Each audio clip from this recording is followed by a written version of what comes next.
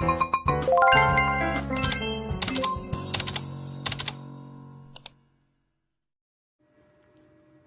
araw sa ating lahat. Ang tatalakayin natin ngayon ay patungkol sa etnikong awitin, ilan sa mga etnikong sayaw, at mga etnikong damit at kagamitan. Etnikong awitin, isa sa pinakasikat na epiko sa Bukidnon ang Olaging, kung saan isa itong katutubong epiko na may iba't ibang bersyo. Ang nilalaman ng epikong ito ay patungkol sa agrikultura ng Bukidnon. Meron silang tinatawag na lambay na kung saan itong awitin na ito ay patula na kung saan ipinapahayag ng mang-aawit ang kanilang hinain at damdamin. At meron din silang awiting na nagpapahiwatig ng panliligaw na tinatawag na sala.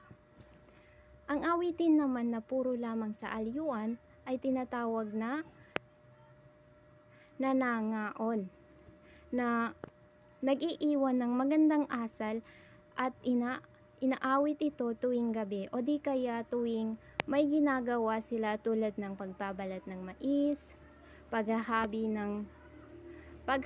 ng banig, at paglilinis ng ratan, kung saan ito ay nagreresulta ng ingay at kasiyahan. Ang basahan naman ay uri ng awiting nagbibigkas ng mga salawikain o kasabihan sa Bukidnon.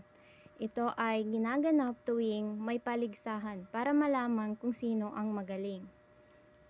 Meron din silang tinatawag na indang-indang. Ang tawag sa awiting nagbabalik tanaw sa mahahalagang pangyayari sa kanilang kasaysayan.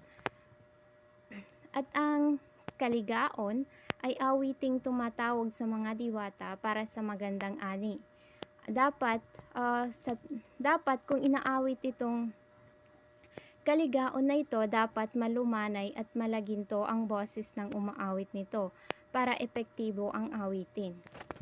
Inaawit ito tuwing kaligaan at kadalasan kababaihan ng umaawit nito sabay ang pagsasayaw ng dugso.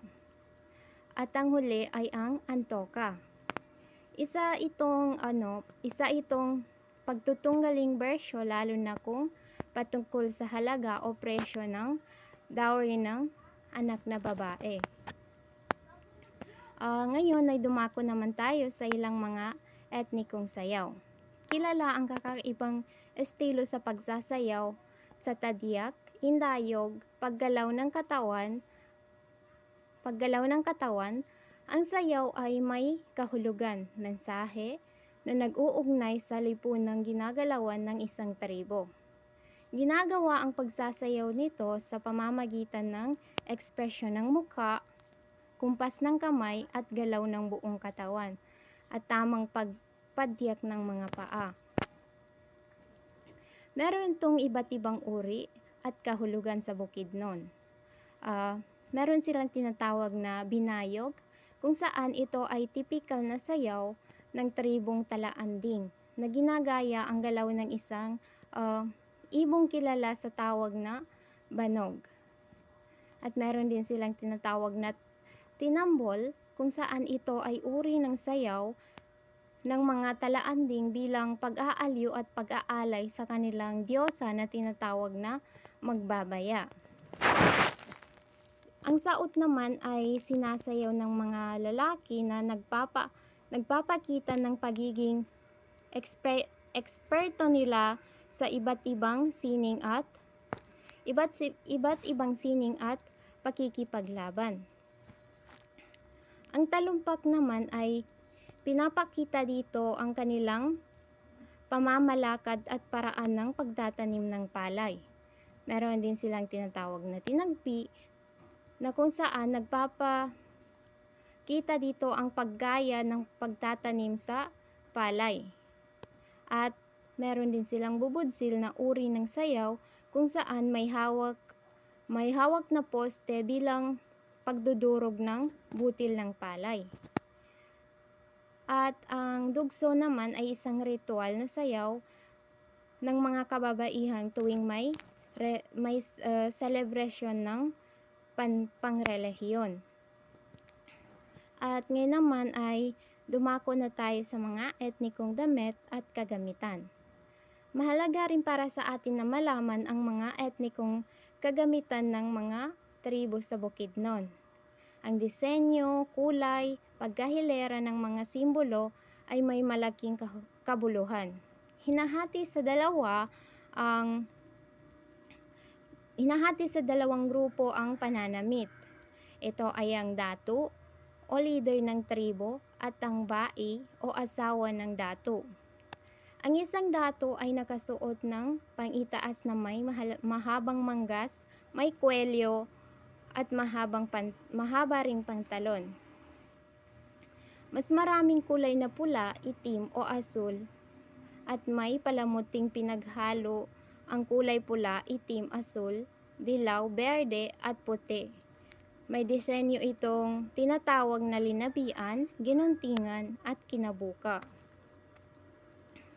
Mayroon din silang tinatawag na solang-solang na disenyo tulad ng ginuntingan o tinatawag din na kilala rin bilang zigzag na hugis korona na kung saan ito ay hugis korona ng pinakamataas na datu o pari.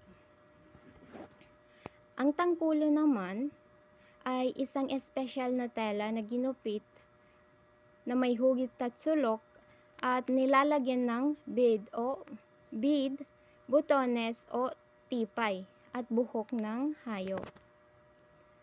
Meron din silang